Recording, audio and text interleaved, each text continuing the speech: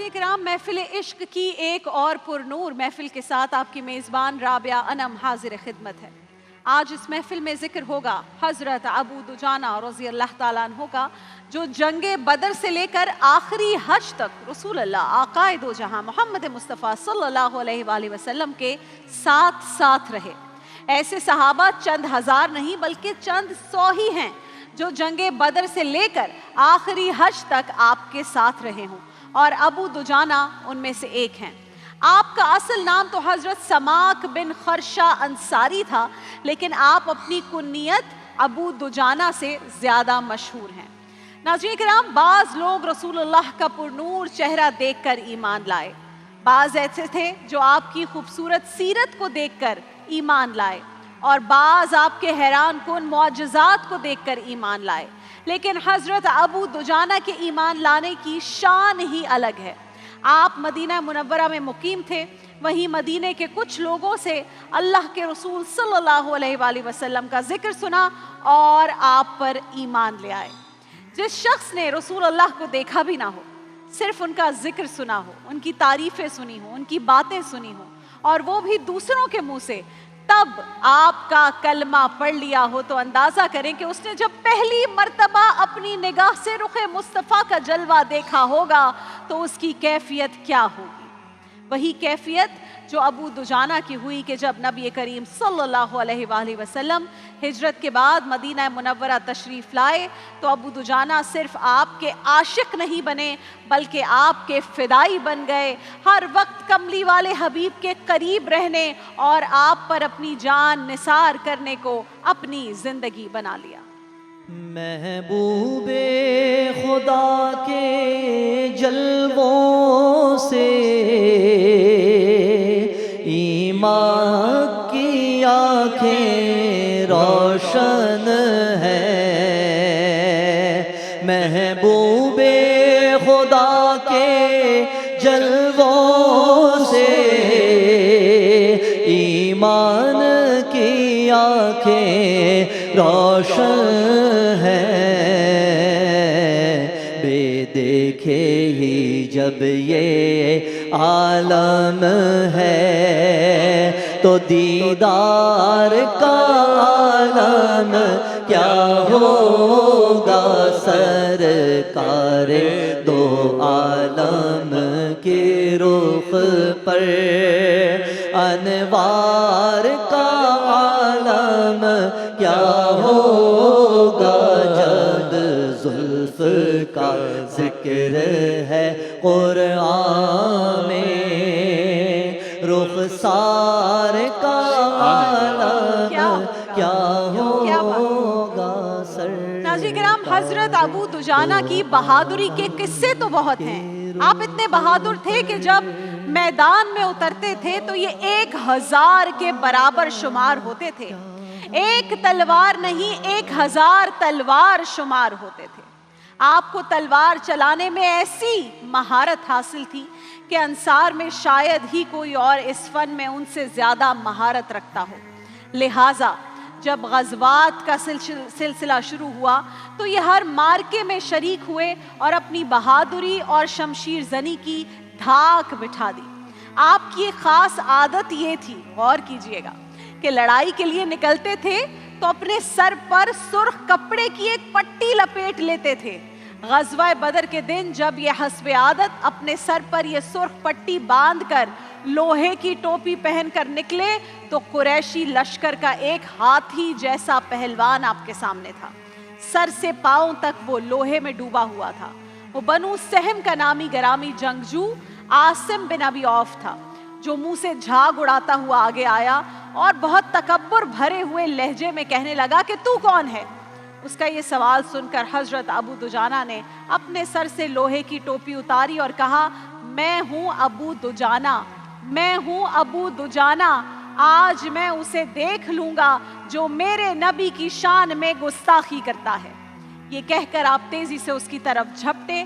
कदो कामत के लिहाज से देखा जाए नाज़रीन कराम, रियलिस्टिकली तो आपका आसिम बिन अबी औफ से कोई मुकाबला नहीं था, लेकिन बात जब कुफ्र और ईमान की हो تو اس جذبے کی قدو قامت نہیں بلکہ ایمان کی حرارت سے اس کو ناپا جاتا ہے۔ عاصم بن ابی عوف بظاہر لہیم شہیم تھا، مگر حضرت ابو دجانہ قوت ایمانی کے برق رفتاری سے عاصم بن ابی عوف پر حملہ کرتے ہوئے حملہ آور ہوئے اور اس پر تلوار کا ایسا وار کیا کہ ایک ضرب میں اسے خون میں نہلا دیا۔ عاصم بن ابی عوف کے بعد آپ نے معبد بن ابی وہب کلبی، ربیہ بن اسد اور ابو مصعب اشری جیسے پہلوانوں کو بھی پچھاڑ دیا، اور اس طرح آپ نے بدر میں قریش کے 4 نامور بہادروں سمیت کئی مشرکوں کو قتل کیا اور کئی کو زخمی کر کے اصحاب بدر میں خاص مقام الحمدللہ حاصل کر لیا۔ اب غزوہ احد میں جب فریقین کی صفیں مرتب ہو رہی تھی تو رسول اللہ صلی اللہ علیہ وآلہ وسلم نے ایک تلوار کو ہاتھ میں لے کر فرمایا، یہ تلوار اللہ کے رسول کی تلوار ہے، یہ تلوار اللہ کے رسول کی تلوار ہے، کون ہے جو اس تلوار کا حق ادا کرے؟ اللہ کے رسول کی تلوار، کون ہے جو اس کا حق ادا کرے؟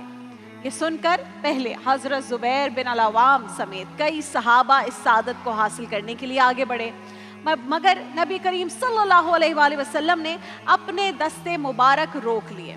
اتنے میں حضرت ابو دجانہ اٹھے، عرض کیا، یا رسول اللہ، اس تلوار کا حق کیا ہے؟ آپ کہہ رہے ہیں تلوار کا حق، تو یہ کیا حق ہے؟ آپ نے فرمایا، اس تلوار کا حق یہ ہے کہ یہ اللہ کے دشمنوں کو مارتی ہوئی خم ہو جائے، یعنی ٹیڑھی ہو جائے۔ حضرت ابو دجانہ نے عرض کیا، یا رسول اللہ، میں اس تلوار کا حق ادا کروں گا۔ آپ صلی اللہ علیہ وآلہ وسلم نے وہ تلوار اسی وقت حضرت ابو دجانہ کو دی اور فرمایا، ابو دجانہ، اسے پکڑ، آج موقع آ گیا ہے تیری جرت اور بہادری دیکھنے کا اور اس تلوار کے حق کو ادا کرنے کا۔ ابو دجانہ نے نبی کریم صلی اللہ علیہ وآلہ وسلم سے تلوار لی، اسے چوما اور کچھ اشعار پڑھے جن کا مفہوم کچھ یہ نکلتا ہے کہ لوگوں سنو، میں وہ ہوں جس نے اپنے نبی کے ساتھ وعدہ کیا ہے کہ اللہ کے رسول کی تلوار کا حق ادا کروں گا، پچھلی صف میں نہیں بلکہ پہلی صف میں کھڑے ہو کر لڑوں گا۔ حضور اکرم اپنے غلام کی یہ ادا دیکھ رہے تھے، مسکرا رہے تھے، کیا منظر ہوگا، کیا منظر ہوگا، سبحان اللہ۔ کیا پیش کروں تم کو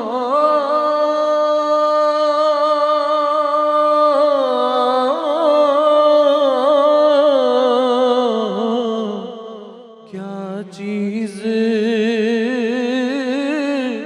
ہماری ہے، کیا پیش کروں تم کو، کیا چیز ہماری ہے، یہ دل بھی تمہارا ہے، یہ جان بھی تمہاری ہے،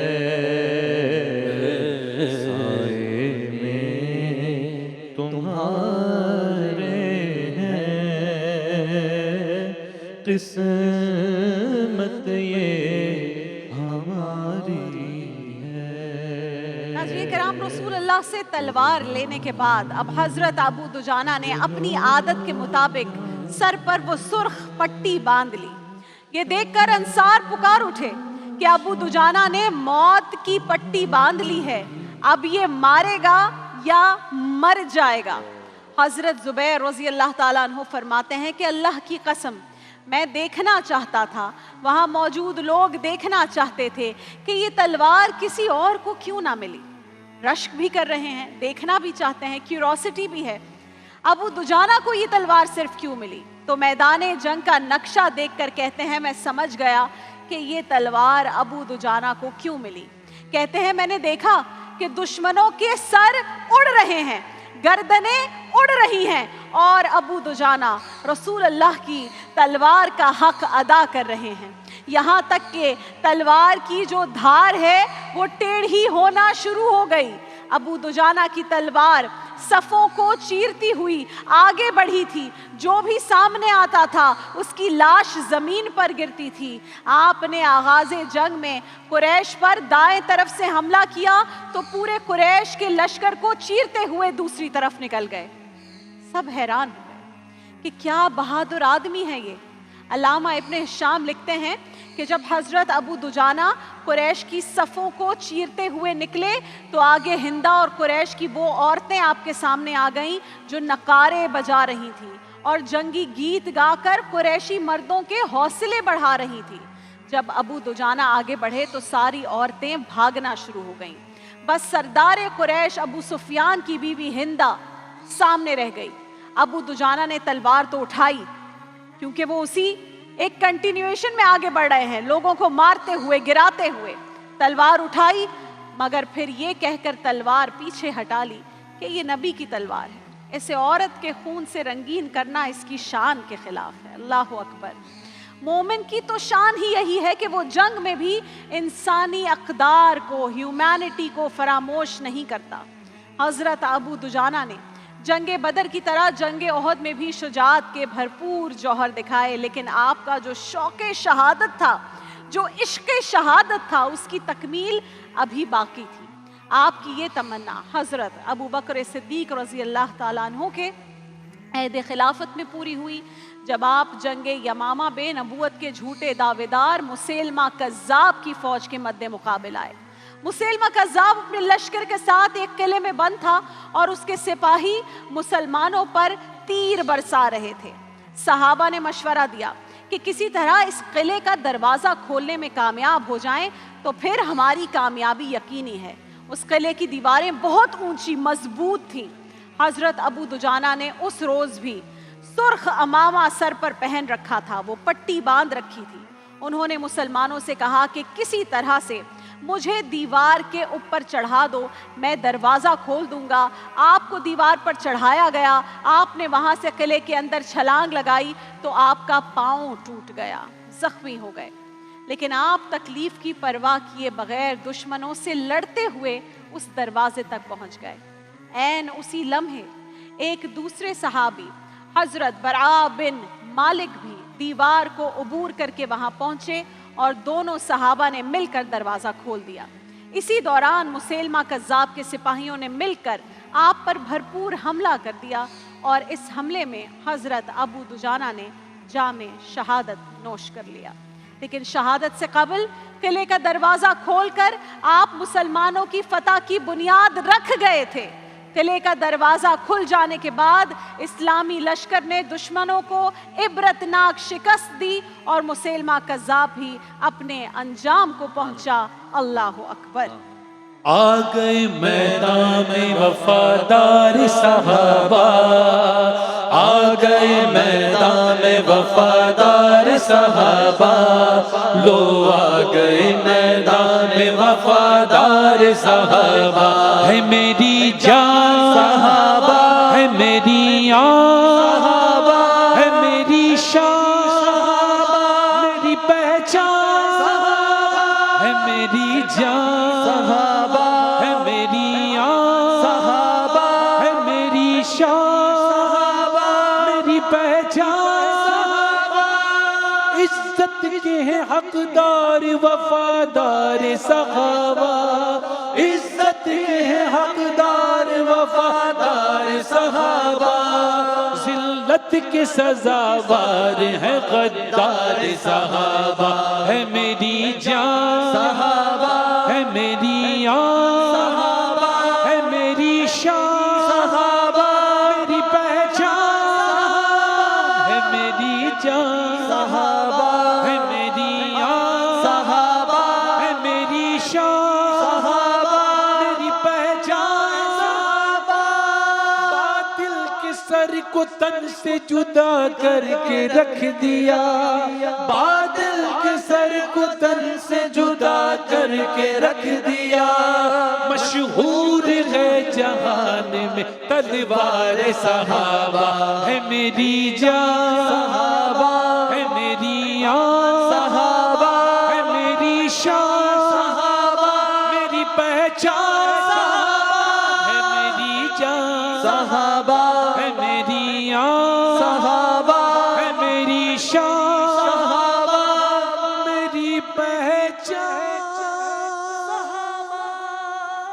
हम सबको सच्चा और पक्का आशिक रसूल बनाए। देखिए महफिल रमज़ान लाइव ट्रांसमिशन रोज़ाना दोपहर 2 बजे से सिर्फ ग्रीन एंटरटेनमेंट पर।